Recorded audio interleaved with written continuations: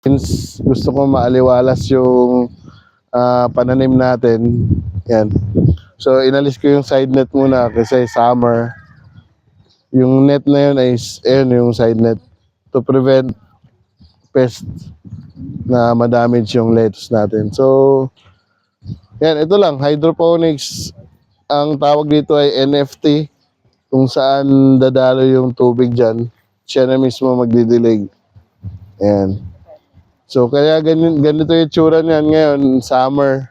Nahihirapan yung lettuce natin tumubo.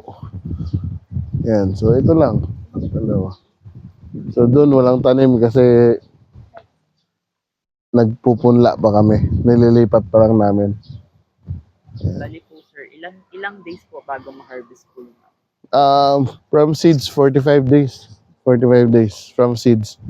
Yan, ito, pwede na itong i-harvest. So kahit ganyan yung itsura niya, nabibenta pa rin namin siya. Yan. So regular months natin, malalaki ang mga yan. Yan, sisend ko sa inyo yung yung itsura niya pag regular na araw. Since tanghali din, medyo matamlay siya pag tanghali. Yan. Mainit.